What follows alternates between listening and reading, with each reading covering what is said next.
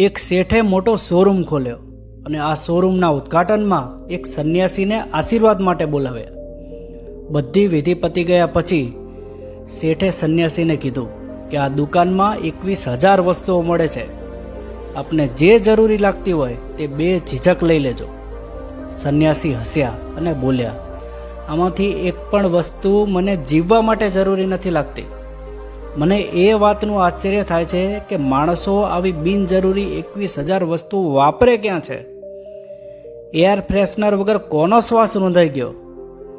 અરે face wash ના વાપર્યું તો કોણ કાળું પડી ગયું? હોમ થિયેટર લાવી કોણ કલાકાર બની ગયો છે? કન્ડિશનરથી કોના વાળ કાળા અને મુલાયમ થઈ ગયા? અરે જે ડાઇનિંગ ટેબલ વાપરે છે શું એને ઘૂંટણનો વાર નથી થતો? હેન્ડવોશ વગર આપણા કયા દાદાને કરમિયા થયા હતા તમને ખબર છે? શું આપણે ડીઓ છાંટીને નીકળીએ તો લોકો આપણને સૂંઘવા આવે છે? આપણે આ કુદરતની તમામ વ્યવસ્થાઓને ચેલેન્જ કરીએ છીએ. બાકી બગલો ક્યાં શેમ્પૂથી નાહે છે? મોરલો પોતાનો રંગ અકબંધ રાખવા માટે કયું ફેસ વોશ કે કન્ડિશનર વાપરે છે? કોઈ દિવસ બિલાડીને મોતિયો આવ્યો?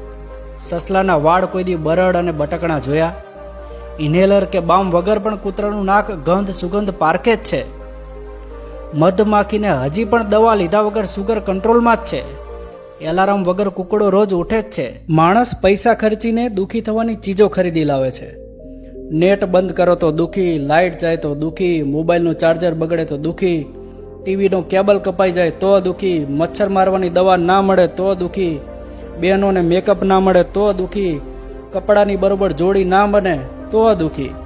આ વર્તમાન સમયમાં માણસ 10 મિનિટમાં 20 પ્રકારે દુઃખી થાય છે. બાકી જે ગોળ અને 2 રોટલા દાબી જાય, પાણાનું ઓસીકું કરે અને પીલુડીના સાંયે જે નિરાતે ઉગી જાય ને એને દુઃખી કરવા માટે ખુદ 14 ભવનના નાથને નીચે આવવું પડે. આ બધો દેખાદેખીનો ખેલ છે મિત્રો. સુખી થવા માટે બહુ જ ઓછા ખર્ચા છે, પણ બીજાને દેખાડવાનું કે હું કેટલો સુખી છું એમાં બહુ બધા ખર્ચા છે. જેમ જેમ સગવડતા વધતી જાય છે ને એમ એમ માણસને દુઃખી થવાના રસ્તા પણ વધતા જાય છે. મિત્રો, જો આ વાત તમને સારી અને સાચી લાગી હોય ને તો વધુને વધુ લોકોને શેર કરજો.